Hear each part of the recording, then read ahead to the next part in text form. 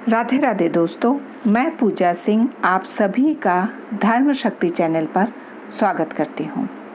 अक्षय अर्थात जिसका कभी क्षय न हो और तृतीया यानी तिथि के अनुसार तीसरा दिन। हमारी वैदिक संस्कृति अत्यंत विशेष और वैज्ञानिक है। इसमें सूर्य और चंद्रमा की गति के आधार पर तिथि, मास और उनके भीतर आने वाले महत्वपूर्ण दिनों का निर्धारण किया जाता है। वर्ष भर में कुछ ऐसे विशेष दिन आते हैं जब कोई भी शुभ कार्य करने के लिए आपको विशेष मुहूर्त देखने की आवश्यकता नहीं पड़ती। ऐसे ही पुण्यदायक दिनों में से एक है अक्षय तृतीया।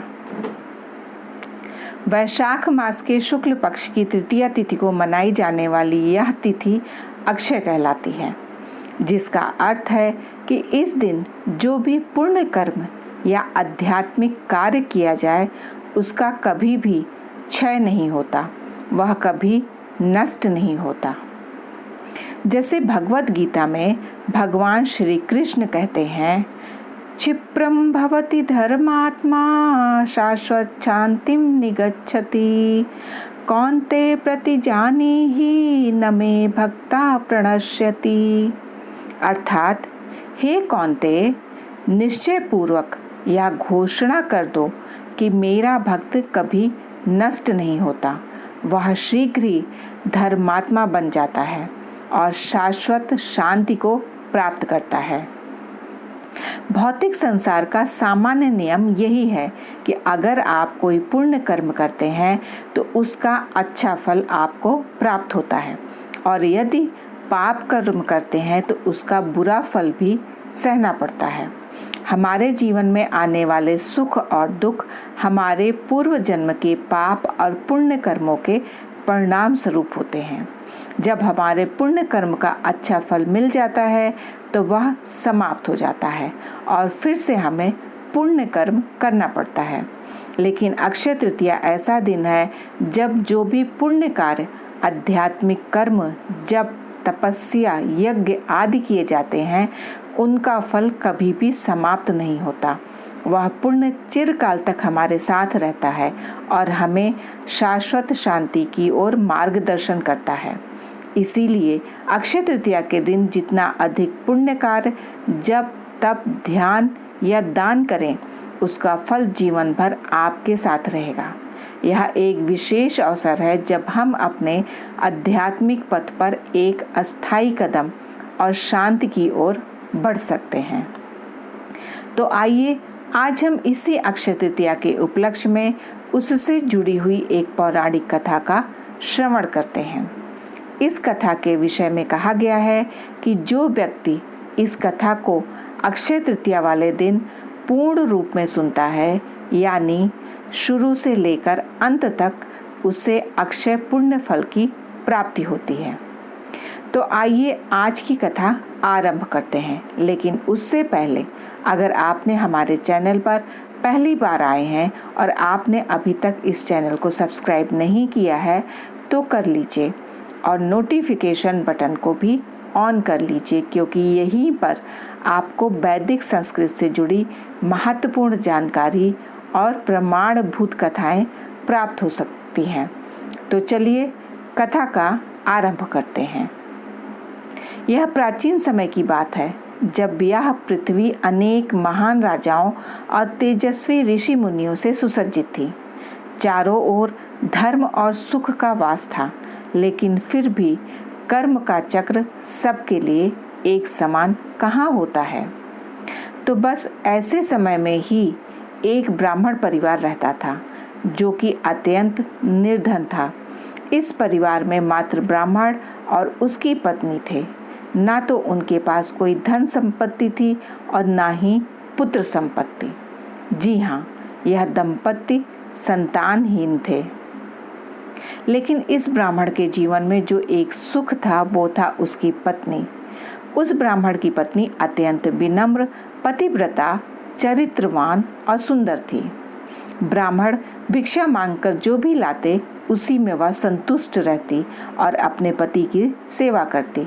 अनेक प्रयासों के बाद भी ब्राह्मण अपने जीवन निर्वाह हेतु पर्याप्त धन एकत्रित नहीं कर पा रहे थे। इस अवस्था में भी वे दोनों पति पत्नी परम भगवान के प्रति समर्पित थे। आखिर एक दिन ब्राह्मण की पत्नी ने कहा, हे स्वामी, आप इतना प्रयास करते हैं लेकिन फिर भी हम अपने जीवन यापन हेतु पर्याप्त धन एकत्रित नहीं कर पा रहे हैं। हमारे भाग्य में संतान सुख भी नहीं है। निश्चय ही हमसे कोई अपराध हुआ है जिसका फल हम इस जन्म में भुगत रहे हैं। हे स्वामी, मैंने सुना है कि इस समय महान ऋषि वशिष्ठ हमारे नगर में पधारे हैं। कृपया आप उनके पास जाइए और हमारी इस अवस्था का कारण और समाधान पूछिए। वे अवश्य ही हमारी सहायता करेंगे। अपनी पत्नी की बात सुनकर ब्राह्मण को भी यह सुझाव अच्छा लगा। वे उसी समय महान ऋषि वशिष्ठ के पास गए। वहां जाकर उन्होंने प्रणाम किया और हाथ जोड़कर ऋषि से प्रार्थना करते हुए कहने लगे, हे ऋषिवर, आप तो त्रिकाल ज्ञाता हैं। आप प्रत्येक जीव के भूत, भविष्य और वर्तमान से परिचित हैं। हे प्रभु, कृपया आप मेरी इस अवस्था का कारण बताइए कि किस वजह से मैंने इस निर्धन और संतानहीन अवस्था को प्राप्त किया है और किस उपाय द्वारा हम इससे मुक्त हो सकते हैं। कृपया हमारा मार्गदर्शन करें। ऋषि वशिष्ठ ने कहा, पुत्र, पिछले जन्म में तुम अत्यंत धनी थे और तुम्हारे अनेक पुत्र भी थे, लेकिन उस समय तुम अत्यंत कृपण अर्थात कंजूस थे। यहाँ तक कि तुमने अपने संतानों के लिए भी धन खर्च नहीं किया था। अपने धन और संपत्ति के प्रति आसक्ति और अपनी संतान के प्रति लापरवाही के कारण तुम्हें इस जन्म में निर्धनता और संतानहीन होने का श्राप मिला है। उस समय किसी कारणवश तुमने वैशाख मास के अंतिम 5 दिन में व्रत का पालन किया था, इसीलिए इस जन्म में तुम्हें ब्राह्मण का शरीर और अच्छी पत्नी प्राप्त हुए हैं। अगर तुम इस जन्म में वैशाख मास के कम से कम 7 और दिनों का भगवान श्री कृष्ण की भक्ति द्वारा पालन करोगे तो इस अभिशाप से अवश्य मुक्त हो जाओगे। और वैशाख मास के शुक्ल पक्ष में आने वाले अक्षय तृतीया के दिन परम भगवान श्री कृष्ण की पूजा अर्चना करो। ब्राह्मण ने वशिष्ठ मुनि की बात का पूर्ण रूप से पालन किया और उसके फल स्वरूप वह ब्राह्मण अपनी निर्धन और संतानहीन अवस्था से मुक्त हुआ। इस कथा का महात्म्य सुनाते हुए कहा गया है कि जब हम इस प्रकार की पौराणिक कथाओं का श्रवण और पठन करते हैं तो हम अपने आप ही परम भगवान गुरु और वैष्णव की सेवा में संलग्न होते हैं। इसीलिए अक्षय तृतीया के दिन इस कथा का श्रवण अवश्य करना चाहिए। सिंहाचल में भगवान नरसिंह देव के एक विग्रह है जिन्हें संपूर्ण वर्ष के दौरान चंदन लगा के रखा जाता है, लेकिन अक्षय तृतीया का यही वह एकमात्र दिन है जब उनके शरीर से चंदन उतार लिया जाता है, यानी कि सिंहाचल के भगवान नरसिंह देव के वास्तविक विग्रह के दर्शन आपको सिर्फ अक्षय तृतीया के दिन ही हो सकते हैं। जगन्नाथपुरी धाम में हमारे प्रिय जगन्नाथ, बलदेव और सुभद्रा जी के रथ यात्रा की तैयारी और रथ बनने की शुरुआत भी अक्षय तृतीया के दिन से ही होती है।